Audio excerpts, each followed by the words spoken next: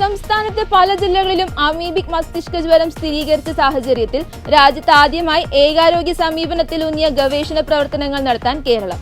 ഇതിന്റെ ആദ്യ നടപടിയായി കേരളത്തിലെയും ICMR, IAV, Pondicherry AV institute, Indian institute of science, മലിനീകരണ നിയന്ത്രണ ബോർഡ് എന്നിവയിലെ വിദഗ്ധരെ പങ്കെടുപ്പിച്ചുകൊണ്ടുള്ള technical workshop Thiruvananthapuram apex trauma care സെന്ററിൽ ആരോഗ്യവകുപ്പ് സംഘടിപ്പിച്ചു.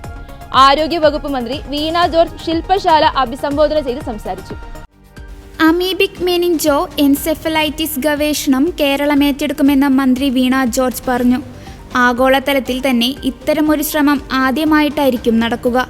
തിരുവനന്തപുരത്ത് ക്ലസ്റ്റർ ഉണ്ടായപ്പോൾ ആദ്യ കേസ് കണ്ടുപിടിക്കാനും തുടർന്ന് മറ്റുള്ള രോഗബാധിതരെ കണ്ടുപിടിക്കാനും സാധിച്ചു.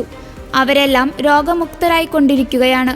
എന്ത് കാരണം കൊണ്ടാണ് സംസ്ഥാനത്ത് കേസുകളുടെ വർധനവ് ഉണ്ടാകുന്നതെന്ന് കണ്ടുപിടിക്കാൻ ആരോഗ്യവകുപ്പ് തീരുമാനിച്ചു. അതിന്റെ അടിസ്ഥാനത്തിലാണ് ICMR, Indian institute of science പോലെയുള്ള വിദഗ്ധ സംഘടനകളുമായി ചേർന്നുള്ള ഗവേഷണ പ്രവർത്തനങ്ങൾ ആരംഭിക്കാൻ തീരുമാനിച്ചതെന്നും മന്ത്രി വ്യക്തമാക്കി.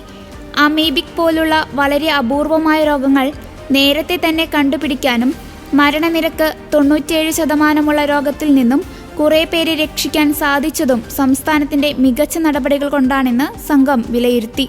അമീബയുടെ വളർച്ചയെ സഹായിക്കുന്ന ജൈവികവും അജൈവികവുമായ ഘടകങ്ങളെ പറ്റിയുള്ള വിശദമായ പഠന റിപ്പോർട്ട് കേരള യൂണിവേഴ്സിറ്റിയുടെ എൻവയോൺമെന്റ് എഞ്ചിനീയറിംഗ് വിഭാഗവും മലിനീകരണ നിയന്ത്രണ ബോർഡും കൂടി അവതരിപ്പിച്ചു. കേരളത്തിലെ ജലാശയങ്ങളിലെ അത്തരം സാഹചര്യങ്ങൾ വിലയിരുത്താൻ തീരുമാനമെടുത്തു. അതിലൂടെ അമീബയുടെ വളർച്ചയെ സഹായിക്കുന്ന ജൈവികവും അജൈവികവുമായ ഘടകങ്ങളെ പറ്റിയുള്ള വിശദമായ പഠനം നടത്തി ഏകാരോഗ്യ സമീപനത്തിലൂന്നിയ ആക്ഷൻ പ്ലാൻ രൂപീകരിക്കാനും യോഗം തീരുമാനിച്ചു.